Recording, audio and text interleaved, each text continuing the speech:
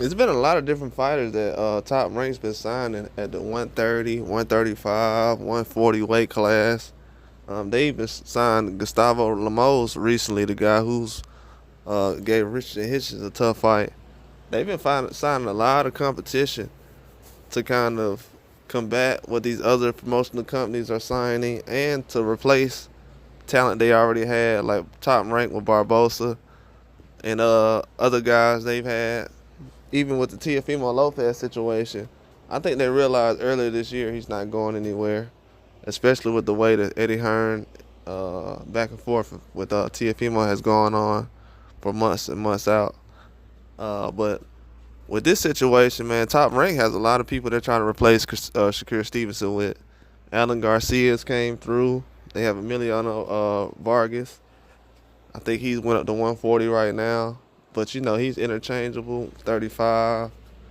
You have Abdullah Mason, Keyshawn Davis at 135. So it's a lot of people that's been coming in, young guys, that Top Rank has been using. They've been trying to replace him with a lot of guys. You got Charlie Sheen coming in. It's a lot of different people, man. It's not just one weight class. It's a lot of people. You got Tiger Johnson at 140. So they brought in a lot of talent to try to balance what's going on, what's leaving, and what's coming in. Because with Terrence Crawford, losing him was already a big deal. You know, that was for Top Rank to try to lose a superstar, but at the same time, they still have guys like Shushu Carrington and Abdullah Mason that they replace these guys with. So it's not like the talent level is just falling all the way off. I'm pretty sure they're doing fine right now. But it would be nice to still keep those guys around. But they're not in the business of trying to keep guys around if it doesn't meet their bottom line. And with Shakur Stevenson, he's looking for certain fights that they just not gonna pay big money for. You know what I'm saying? Like, even when if they do get a Tank Davis fight, he's not gonna get paid the way that he thinks. Not with Top Rank around. It's just a fact. A lot of these people aren't trying to pay like that. And what Bob Arum been saying is, I can't overpay for stuff like that. It's not gonna keep me in business. And allegedly, all these other places like PBC, they overpay for these guys and it puts them in a bad situation, which he's right. But also, other promotional companies overpay for guys too. You know, Triple G brought nothing to the table. And I don't see people complaining about him ever getting paid, ever. So I don't think that's the situation.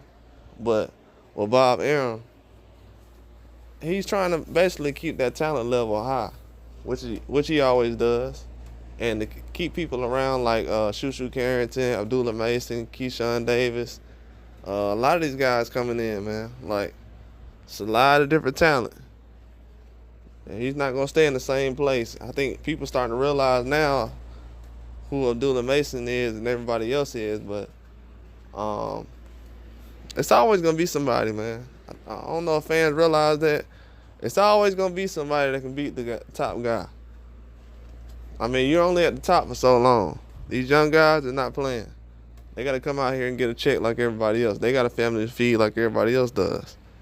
So that's why a lot of guys be buddying sometimes with these guys, because they know, oh, this guy gonna be a threat. If this guy was trash, you wouldn't even be buddy with him. So that's how I know sometimes these guys is good, because I was like, okay, if the guy wasn't a good fighter, they wouldn't even be cool with the guy like that. So for me to know that they just, yeah, what's going on? They want to be up under this person. Oh, okay, he a threat then. That's just what it is. A lot of people, they see people as a threat. Ain't gonna say no names, but it definitely happens. In Top Rank, they have guys over there who threats to a lot of people. Can hurt a lot of careers right now. They're gonna stop a lot of careers. A lot of people are starting to move fast now on certain fights because they don't want to run into certain young guys. If y'all notice, now everybody trying to make fights super quick now. You know, Abdullah Mason got a lot of people making fights quick now. They know what time it is. He gonna have a lot of people moving weight classes in a minute.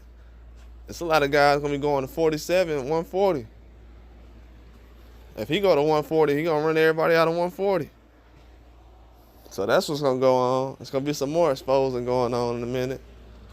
Cause everybody acting like, oh well, this person ain't trying to fight me. All right, okay. We'll see how long that goes on. How long they try to push that narrative. But Top Rank been replacing Shakur Stevenson though. They knew he was out the door a minute ago. They knew they couldn't do certain fights with him. And a lot of these promotional companies, they're not gonna do a fight with him, but they'll sign him. That's always been the strategy.